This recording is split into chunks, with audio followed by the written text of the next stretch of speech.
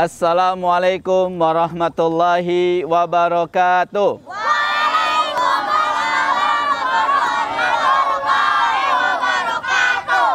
Sanlat Ramadan. Masya Allah, barakallahu fiik. Alhamdulillahirabbil alamin, wabihi nasta'in ala umurid dunya waddin. Wassalatu wassalamu ala ashrafil anbiya'i wal mursalin wa ala alihi wa ashabihi wa man tabi'ahum bi ihsanin ila yaumiddin. Anak-anak peserta Sanlat Ramadan RCQ yang semoga dirahmati oleh Allah.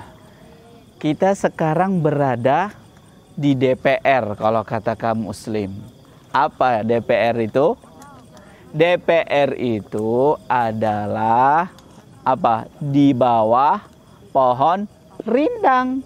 Lihat di belakang kalian ada pohon yang berdiri tegak, yang rindang, yang mungkin ada buahnya, yang membuat diri kita itu kalau berteduh di bawahnya jadinya sejuk. Kalau antum nanti kepanasan, sekali-kali ke DPR. Tadi sudah belajar di RCQ, sekarang belajar di DPR. Sambil melihat ciptaan Allah yang luar biasa. Coba semuanya ngelihat ke langit. Kira-kira bagus nggak langit? Bagus nggak? Bosen nggak ngelihat langit? Setiap hari dilihat terus nggak membosankan. Karena apa?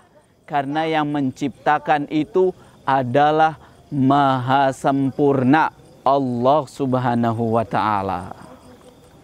Semakin dilihat, semakin membuat kita itu semakin berpikir, ini adalah yang menciptakan Allah yang Maha Sempurna. Semakin antum merenungi, semakin sadar kalau saya itu hambanya Allah. Betul apa betul? Betul. Kalau hambanya Allah harus mau diapain? Disuruh-suruh. Lah iya, karena Allah yang ciptakan kita. Disuruh sholat, apa harus yang kita lakukan? Ikutin. Disuruh zakat, ikutin. Disuruh puasa, ikutin. Nggak ada. Allah itu suruh yang baik-baik. Agar apa?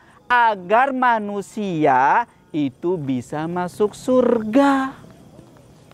Siapa yang mau masuk surga? Masya Allah.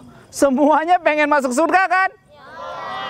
Berarti kalau yang merasa ingin masuk surga, simak kajian yang satu ini. Kajian ini berkisah atau bercerita tentang salah seorang tabi'in. Salah seorang apa? Tabi'in. Tabi'in. Siapa yang tahu tabi'in itu apa? Nggak tahu. Kakak jelaskan. Tabi'in itu adalah seseorang yang bertemu dengan sahabat. Sahabat adalah seseorang yang bertemu dengan Rasulullah. Siapa Rasul kita? Siapa Rasul kita? Nabi Muhammad Sallallahu Alaihi Wasallam. Jadi apa tadi? Sahabat adalah orang yang bertemu dengan Rasulullah. Dan tabi'in adalah orang yang bertemu dengan sahabat. Cerita ini dimulai dari negeri yang jauh dari kota Makkah. Tabi'in ini itu sangat dinanti kedatangannya. Siapa yang nanti kira-kira? Yang menanti adalah Khalifatul Mukminin, yang gagah berani, yang kalau setan bertemu dengannya dia takut, lari terbirit-birit. Seperti namanya kelompok dua. Siapakah dia? Umar bin Khattab. Umar itu orangnya tegas, gagah berani. Kalau orang setan aja takut, apalagi orang ngelihatnya. Terus Umar itu pernah dipesanin, pernah dikasih pesan sama Nabi. Sama Nabi kita, Nabi Muhammad. Dipesanin gini, Umar, kalau nanti kamu ketemu sama yang namanya, disensor dulu. Disensor dulu. Kenapa disensor? Ada nanti rahasianya.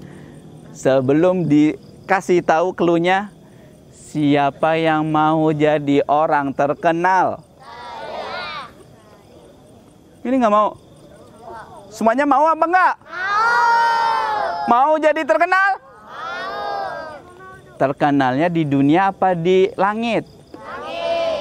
Masya Allah, berarti kayak kisah tabi'in ini. Tabi'in ini itu terkenal di langit, tetapi nggak terkenal di dunia.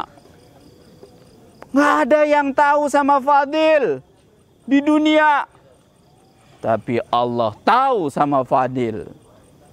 Nggak ada yang tahu sama Wahyu. Mana Wahyu? Nggak ada yang sama tahu Wahyu, tapi Allah tahu sama Wahyu. Ini orang dipesanin, wahai Umar, kata Nabi Muhammad, kalau engkau bertemu dengan orang ini yang berasal dari kota atau kabilah Murad, dari Qarn, maka minta ampun kepada Allah. Minta didoain agar dosa-dosamu diampuni. Umar ketika itu sadar, wah, aku harus cari dia. Aku harus tunggu dia. Bertahun-tahun Umar tanya, setiap ada pasukan yang datang dari kota Yaman, tik tik tik tik tik tik tik tik. Kalau pasukan bok bok bok bok datang, ditanya, apakah di antara kalian ada yang namanya Fulan bin Fulan? Masih disensor. Nah, penasaran nggak? Belum. Fulan bin Fulan itu namanya disensor. Belum.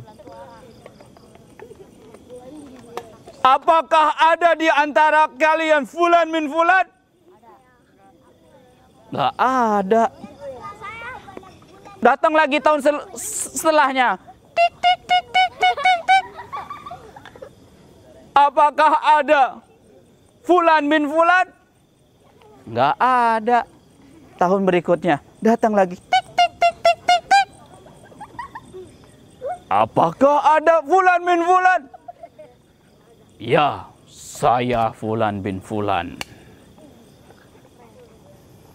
Apakah kamu, kata Umar, dari kabilah Murad? Dari Qarn? Naam. Iya, saya dari kabilah Murad dari Qarn. Nama keturunan. Langsung ditanya sama Umar. Ini keluhnya nih. Biar kalian tahu siapa namanya. Yang tahu namanya, kakak kasih hadiah. Makanya dengarkan baik-baik. Akhirnya ditanya lagi sama Umar. Apakah engkau memiliki bekas penyakit kusta sebesar koin dirham? Diam dulu. Yang tahu simpen dulu. Simpen. Simpen dulu. Yang tahu simpen dulu. sebesar koin dirham yang berada di perutmu. Ya, Rasulullah menyuruh aku untuk minta ampunan agar engkau mendoakan. Terus akhirnya orang tersebut berdoa kepada Allah agar dosa-dosanya Umar diampuni oleh Allah. Padahal Umar adalah orang yang paling luar biasa, orang yang paling ditakuti, orang yang paling bisa berubah 180 derajat dalam satu waktu. Ini Umar. Akhirnya Uwais bin Amir ditanya sama Umar, kamu mau kemana sehabis ini? Aku mau ke Kufah. Kufah itu ya berada di negeri Syam. Aku mau ke Kufah. Oke kalau begitu. Karena Umar ketika itu presiden bilang gini, aku akan catat, kasih pesan ke gubernur Kufah kalau kamu mau datang. Maksudnya nanti kalau kamu datang kasih red carpet. Tahu nggak red carpet? Biar jadi kayak pejabat itu. Tik tik tik tik. Ya, iya kayak raja Arab benar. Atau nanti kalau kamu ke sana dikasih fasilitas. Kasih rumah, mobil. Kalau dulu mah onta merah. Terus dikasih uang. Ya kan? Mau nggak kalau kalian digituin sama Umar? Mau. Tapi Fulan ini nggak mau.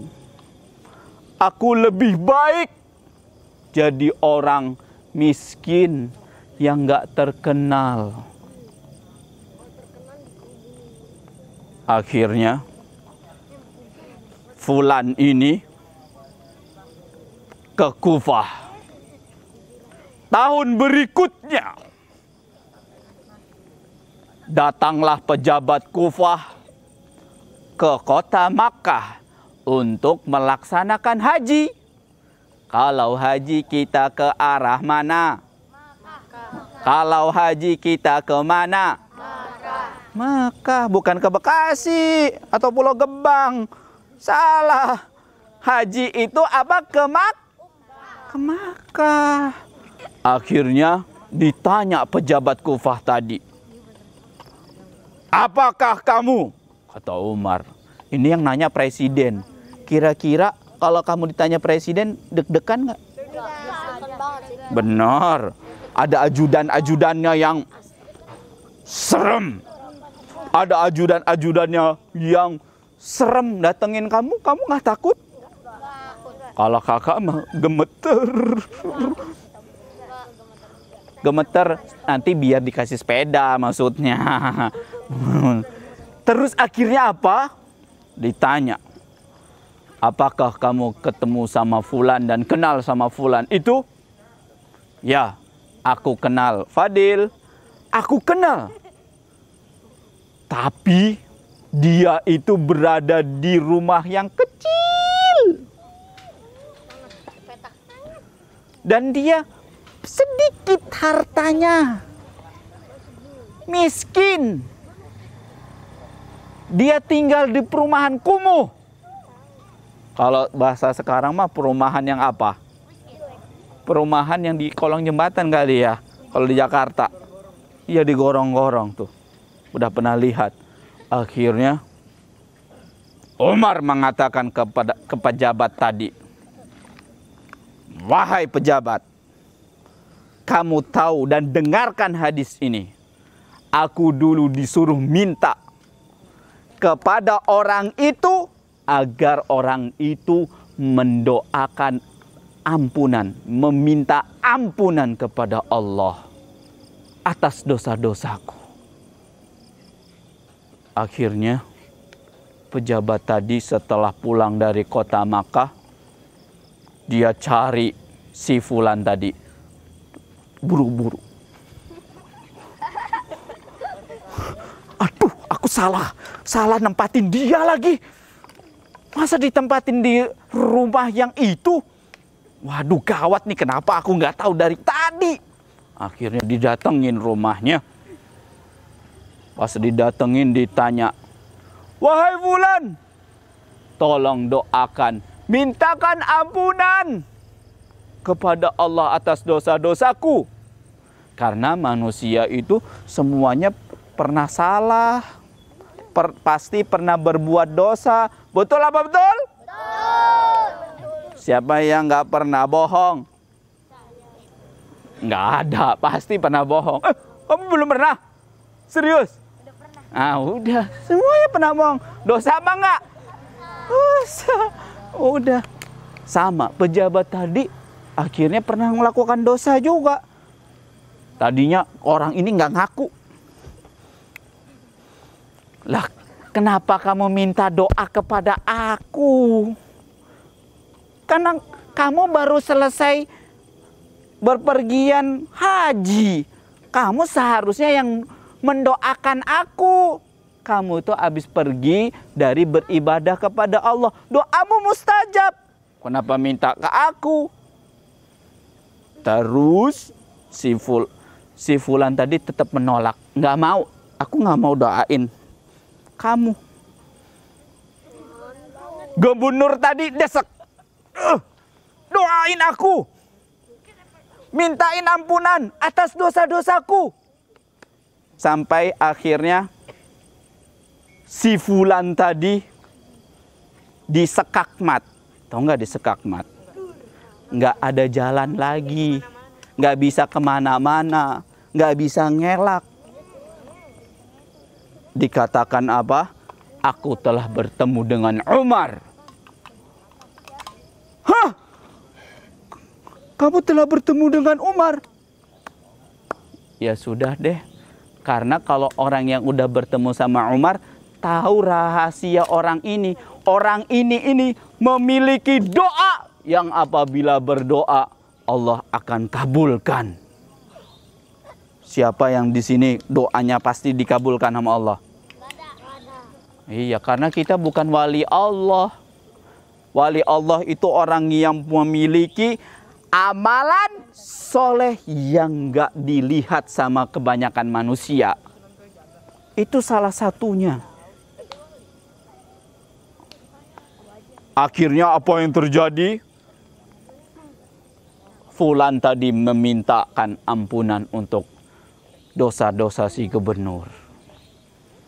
Fulan ini rupanya terungkaplah, dijelaskanlah. Orang ini doanya bisa pasti dikabulkan sama Allah karena dia suka berbakti kepada kedua orang tuanya. Sayang sama orang tuanya. Kemudian nurut sama orang tuanya. Siapa yang nurut sama orang tua? Saya. Ya ini kok nurut kayak gitu? Kalau nurut sama orang tua itu nanti kayak orang ini nih. Bisa jadi wali Allah. Yang doanya itu mustajab. Terkabul. Mau apa enggak? Mau apa enggak? Kakak juga mau. Kalau ada di antara kalian yang jadi wali Allah, kakak juga akan datengin kalian. Tolong doain. Ini sama. Akhirnya orang tadi, dulu itu ceritanya, dia punya ibu yang sudah tua, tapi pengen pergi haji. Akhirnya ibunya tadi kan udah tua nggak bisa jalan. Dan dia juga miskin. Nggak punya harta, nggak bisa beli onta, nggak bisa beli keledai, nggak bisa beli kuda. Akhirnya apa? Akhirnya dia latihan dulu dong. Latihan. gendong binatang ternak. Dia nyewa binatang ternak di latihan gendong. Dia turun gunung, naik gunung, turun gunung, naik gunung, latihan. Karena perjalanan dari Yaman sampai Makkah jauh. Terus akhirnya pas tiba waktu musim haji, ibunya digendong. Tik, tik, tik, tik. 1 langkah, 2 langkah, 1 langkah, 2 langkah. Terus dari Yaman sampai kota Makkah. Apa yang terjadi? Akhirnya dia sampai. Sesampai di sana, Fulan ini pengen ketemu sama Rasulullah. Karena kota Makkah sama kota Madinah itu udah deket. Seluruh kota Yaman itu udah ngomongin, di kota Madinah ada Rasulullah. Di kota Madinah ada Rasulullah. Berbondong-bondong, rame-rame ke sana ketemu sama Rasulullah. Karena jadi sahabat. Sahabat itu memiliki keutamaan yang sangat banyak. Tapi Fulan akhirnya, ya sudahlah. Karena ibuku masih sakit, aku tidak bertemu sama Rasulullah dulu. Aku tetap jaga ibuku. Akhirnya dia jaga ibunya. Sampai akhirnya malah Rasulullah meninggal dunia. Ibunya pun meninggal dunia. Akhirnya singkat cerita, dia milih hidup di kota Kufah. Dan mulai terkenal. Kalau dia itu memiliki doa yang mustajab, dia akhirnya menghilangkan diri. Pergi, yang penting gak mau diketahui sama orang. Saya gak mau kalau kayak gini. Saya mau pergi aja deh. Saya mau pergi ke tempat yang gak ada yang kenal saya. Karena dia itu selalu menyembunyikan identitasnya. Kalau udah ketahuan, bisa apa? Gak suka. Padahal kalau antum punya atau anak-anak sekalian punya doa yang pasti dikabulkan sama Allah, bisa diduitin. Goceng. Goceng. Mau mustajab, goceng. Tapi dia nggak mau. Dia lebih pilih terkenal di langit daripada terkenal di dunia. Siapakah dia?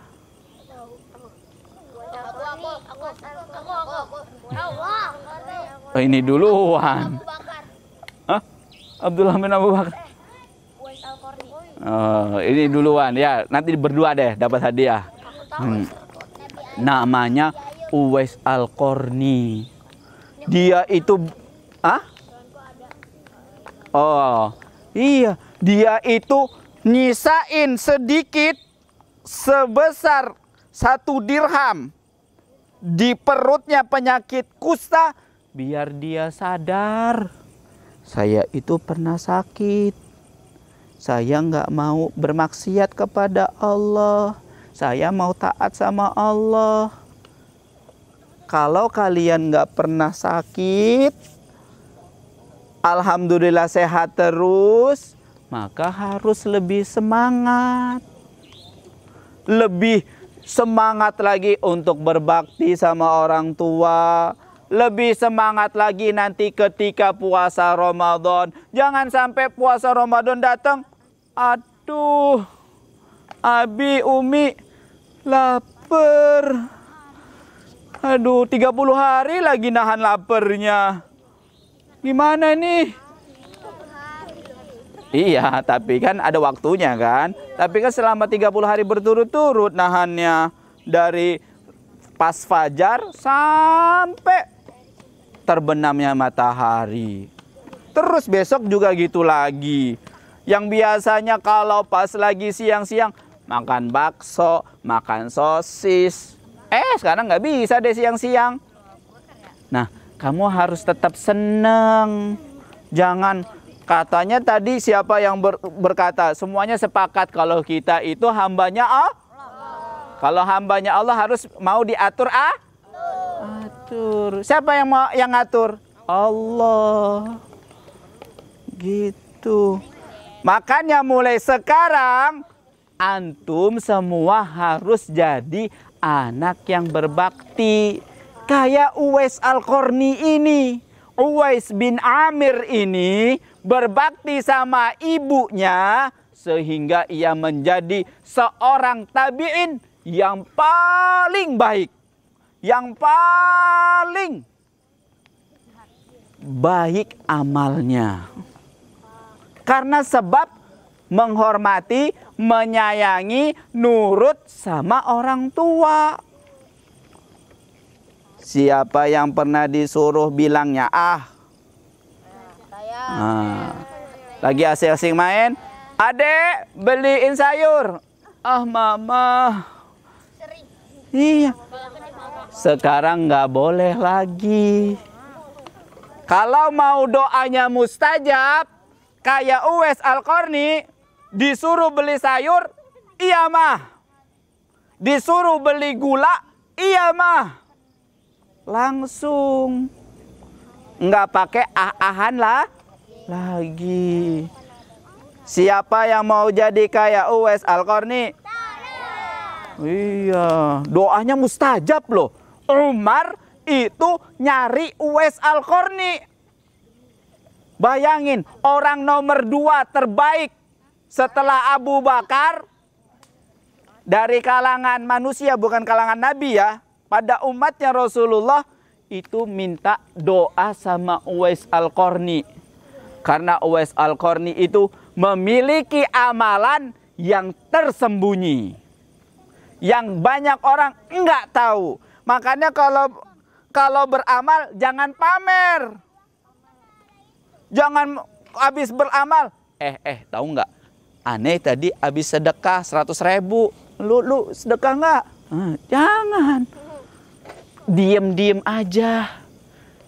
Tadi aneh habis tadi ke Baitur Rahman, ana baru sedekah. Tapi ana nggak mau ngasih tahu siapa-siapa. Biar Allah sama ana aja yang tahu. Uwais Al-Qarni itu sering kayak gitu. Biarin orang nggak tahu siapa ana. Tapi Allah tahu kalau ana berbakti kepada kedua orang tua. Tapi Allah tahu kalau saya itu selalu merawat ibu saya. Makanya doanya itu mustajab. Umar disuruh minta doa sama Nabi kepada Uwais Al-Qarni. Pelajaran yang pertama dicatat. Pelajaran yang pertama dari kisah Uwais Al-Qarni. Yang pertama, pelajaran yang bisa diteladani dari kisah Uwais Al-Qarni. Yang pertama, nomor 1, harus berbakti kepada orang tua. 2, sembunyikanlah amalan solehmu. Yang ketiga, jangan mau terkenal di dunia. Tapi terkenalah di akhirat. Nomor 4 kan? Nomor 4, mulianya kedudukan anak yang berbakti kepada ortunya atau orang tuanya di hadapan Allah. Yang terakhir, Nomor 5, ya. Yang terakhir PR. Bentar. Bentar, PR-nya dengerin dulu dong. Nomor 5. Udah semua? Siap? PR? Jangan tulis PR-nya. PR siap? Ucapkanlah terima kasih kepada Umi dan Abi. Boleh. Umi, Abi, ayah, ibu, papa, mama, boleh. Atas kebaikan mereka selama ini. Titik. PR-nya. Bentar dulu, sabar. PR-nya itu divideoin lalu dikirim ke grup Sanlat. Kalau udah ngomong. Kak, saya belum masuk. Yang kelima. Belum. Nanti minta ke Bana dimasukin. Nanti ngomong terima kasih sambil salim dan peluk ibu dan ayah. Di video. Iya, di video. Kita kayak saling meluk ibu. Iya, benar. Di videoin, kirim di grup Sanlat. Sanlat Ramadan.